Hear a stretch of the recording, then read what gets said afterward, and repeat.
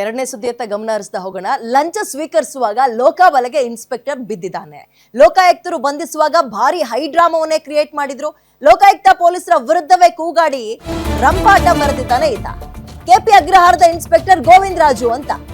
KP ಅಗ್ರಹಾರದ inspector Govinda Raju red hand ಆಗಿ ಸಿಗಾಕೊಂಡಾಗ ಹೈಡ್ರಾಮಾ ಕ್ರಿಯೇಟ್ ಮಾಡಿರೋದು, ರಾದ್ಧಾಂತವೇ ಮಾಡಿದ್ದಾರೆ. ನೋಡಿ, ಚಾಮರಾಜಪೇಟೆಯ ಸಿಆರ್ ಗ್ರೌಂಡ್ ನಲ್ಲಿ ಲಂಚ ತಗೊಳ್ಬೇಕಾದ್ರೆ ರೈಡ್ ಮಾಡಿದ್ದಾರೆ.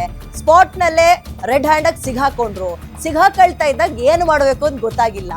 ಹೈ ಡ್ರಾಮಾ, ಕಿರ್ಚಾಡೋದು, ರಂಪಾಟ ಮಾಡ್ಬಿಟ್ಟಿದ್ದಾರೆ. ಒಂದ್ ರೀತಿ ಮಾನಸಿಕ ಅಸ್ವಸ್ಥನ ರೀತಿಯಲ್ಲಿ ಕಾಣಿಸಿದ್ದು. ಆ ವಿಡಿಯೋ ನಿಮ್ಗೆ ತೋರಿಸ್ತೀವಿ. ಲಂಚಕೋರ ಪೊಲೀಸ್ ಕೆಪಿ ಅಗ್ರಹಾರದ ಇನ್ಸ್ಪೆಕ್ಟರ್ ಗೋವಿಂದ ರಾಜು ಅಂತ ಈತನ ಹೆಸರು.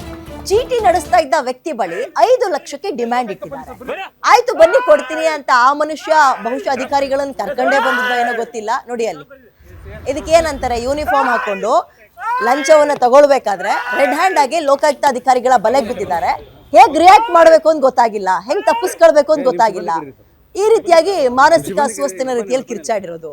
ಸಿಗಾಕೊಂಡಾಗಿದೆ, ಇನ್ನೇನು ತಪ್ಪಾಗಿದೆ, ಶಿಕ್ಷೆ ಅನುಭವಿಸ್ಬೇಕು ಅಂತ ಸುಮ್ನೆ ಹೋಗಿದ್ರು ಇಷ್ಟೆಲ್ಲ ಹೈಡ್ರಾಮಾ ಆಗ್ತಾ ಇರ್ಲಿಲ್ಲ. ವಿಡಿಯೋ ವೈರಲ್ ಆಗ್ತಾ ಇದೆ, ಮರ್ಯಾದೆ ಹೋಗ್ತಾ ಇದೆ.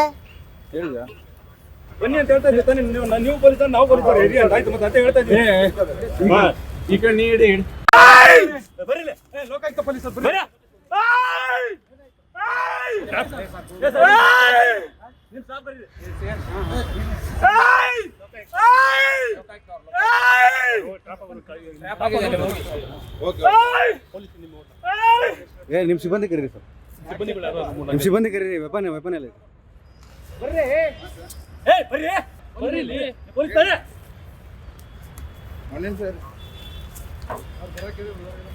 ಹೇಳಿದ ಬನ್ನಿ ಅಂತ ಹೇಳ್ತಾ ಇದ್ದೀನಿ. ನೀವು ಪೊಲೀಸ್, ನಾವು ಪೊಲೀಸ್ ಹೇಳಿ ಅಂತ ಆಯ್ತು. ಮತ್ತೆ ಹೇಳ್ತಾ ಇದ್ದೀನಿ, ಈ ಕಡೆ ನೀಡಿ ಲೋಕಾಯುಕ್ತ ಪೊಲೀಸ್. ಇಂತಹ ಯೂನಿಫಾರ್ಮ್ ಹಾಕೊಳ್ಳೋ ಕ್ರಿಮಿನಲ್ಗಳಿಗೆ ಏನ್ ಅನ್ಬೋದು ಒಂದು. ಅಂಡ್ ಎರಡನೇದು, ಈ ರೀತಿಯಾಗಿ ಮಾನಸಿಕ ಅಸ್ವಸ್ಥನ ರೀತಿಯಲ್ಲಿ ವರ್ತಿಸಿರೋದು ಏನು, ಹೈಡ್ರಾಮಾ ಕ್ರಿಯೇಟ್ ಮಾಡಕ ಅಥವಾ ಹೇಗ್ ವಿವರಿಸಬಹುದು ಇದನ್ನ? ಡೀಟೇಲ್ಸ್ ಕೊಡ್ತಾ ಹೋಗೋದಾದ್ರೆ ಗಿರೀಶ್. ವಿದ್ಯಾ, ಏನು ಈ ಒಬ್ಬ ಗೋವಿಂದರಾಜು ಇನ್ಸ್ಪೆಕ್ಟರ್ ಈ ರೀತಿ ಕಿರುಚಾಡೋದಕ್ಕೆ ಮುಖ್ಯ ಕಾರಣ ಮೇಲ್ನೋಟಕ್ಕೆ ಕಾಣೋದಿಷ್ಟೇ. ಏನು ಲಂಚವನ್ನ ಸ್ವೀಕರಿಸುವ ಸಮಯದಲ್ಲಿ ರೆಡ್ ಹ್ಯಾಂಡ್ ಆಗಿ ಹಿಡ್ಕೋಬೇಕಾಗಿರೋದು ಲೋಕಾಯುಕ್ತ ಪೊಲೀಸರ ಒಂದು ಅಲಿಖಿತ ನಿಯಮ ಅಂತಾನೆ ಹೇಳ್ಬೋದು. ಯಾಕೆಂದ್ರೆ ಸಾಕ್ಷ್ಯಾಧಾರಗಳಿಗೆ ಪೂರಕವಾದಂತಹ ನಿಯಮ ಅದು. ಹೀಗಾಗಿ ಆತನ ಕೈಗೆ ಏನು ಒಂದು ಕೆಮಿಕಲ್ ಅನ್ನ ಫಿಕ್ಸ್ ಮಾಡಿರ್ತಾರೆ, ಆ ಒಂದು ನೋಟ್ಗಳ ಮೇಲೆ ಹಣವನ್ನ ಯಾವಾಗ ಸ್ವೀಕರಿಸ್ತಾರೆ, ನಂತರದಲ್ಲಿ ಅದನ್ನ ಲೋಕ ಅಧಿಕಾರಿಗಳು ಅವನನ್ನ ಬಂಧಿಸುವ ಸಮಯದಲ್ಲಿ ಅದನ್ನ ಏನು ಒಂದು ನೀರೊಳಗಾಗಿರ್ಬೋದು, ಅದೇ ರೀತಿ ಬೇರೆ ಕೆಮಿಕಲ್ ನಲ್ಲಿ ಅದನ್ನ ಅಂಟಿಸಿದಾಗ ಅವನ ಕೈಯಲ್ಲಿರುವ ಹಾಗೂ ಆ ನೋಟ್ಗಳ ಮೇಲಿರುವ ಎರಡೂ ಸಹ ಕೆಮಿಕಲ್ ಮ್ಯಾಚ್ ಆಗ್ಬೇಕು. ಹೀಗಾಗಿ ಇದೇ ಒಂದು ಉದ್ದೇಶದಿಂದ ಲೋಕ ಪೊಲೀಸರು ಆತನ ಕೈಯನ್ನ ಹಿಂದೆ ಬಿಗಿಯಾಗಿ ಇಟ್ಕೊಂಡಿರ್ತಾರೆ.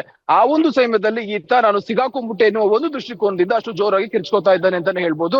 ಮತ್ತು ಈತ ಏನು ಈ ಹಿಂದೆ 3 ಜನ ಅಕ್ಯೂಸ್ ಗಳು, ಅದರಲ್ಲಿ ಅತಿ ಪ್ರಮುಖವಾಗಿ ಸೃಜನ್ ಆಗಿರ್ಬೋದು, ಸೂರಜ್ ಹಾಗೂ ಅಬ್ದುಲ್ ಎನ್ನುವ ಮೂವರ ಮೇಲೆ ಕೇಸ್ ಒಂದು ದಾಖಲಾಗಿರುತ್ತೆ. ಆ ಒಂದು FIR 3 FIR ಆಗಿ ಕನ್ವರ್ಟ್ ಆಗಿರುತ್ತೆ. ನಂತರದಲ್ಲಿ ಆ FIR ಗಳಿಂದ ನಿಮ್ಗೆ ಮುಕ್ತಿಯನ್ನ ಕೊಡಬೇಕು ಅಂತ, ಅಂದ್ರೆ ನೀವು 25 ಲಕ್ಷ ರೂಪಾಯಿನ ಕೊಡಬೇಕು ಎನ್ನುವ ಬೇಡಿಕೆಯನ್ನ ಈ ಒಬ್ಬ ಇನ್ಸ್ಪೆಕ್ಟರ್ ಹಾಕಿರೋದು.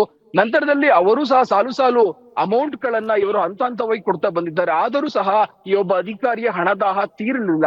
ಈ ಒಂದು ಹಿನ್ನೆಲೆಯಲ್ಲಿ ಇವತ್ತು ಚಾಮರಾಜಪೇಟೆಯ ಗ್ರೌಂಡ್ ಬಳಿ ಸುಮಾರು 4 ಲಕ್ಷ ಹಣವನ್ನ ಪಡೆಯುವ ಸಮಯದಲ್ಲಿ ಈತ ರೆಡ್ ಹ್ಯಾಂಡ್ ಆಗಿ ಲೋಕ ಪೊಲೀಸರಿಗೆ ಸಿಕ್ಕಿದ್ದಾರೆ. ಅದರಲ್ಲೂ ಲೋಕ ಪೊಲೀಸರು ಈತ ಈ ಒಂದು ಕೇಸ್ ನಲ್ಲಿ ಲಂಚವನ್ನು ಪಡಿತಾ ಇದ್ದಾನೆ ಅಥವಾ ಹಿಂದಿನ ಯಾವುದಾದ್ರೂ ಕೇಸ್ ನಲ್ಲಿ ಲಂಚ ಪಡೆದು ಏನು ಈ ರೀತಿ ಆರೋಪಿಗಳಿಗೆ ಅವರಿಗೆ ಹೆಲ್ಪ್ ಆಗುವಂತ ಕೆಲಸವನ್ನ ಮಾಡಿದ್ದಾನ ಅನ್ನೋದನ್ನ ಲೋಕ ಪೊಲೀಸರು ಪತ್ತೆ ಹಚ್ತಾ ಇದ್ದಾರೆ. ವಿದ್ಯಾ, ಓಕೆ, ಥ್ಯಾಂಕ್ ಯು ಗಿರೀಶ್ ಡೀಟೇಲ್ಸ್ಗೆ.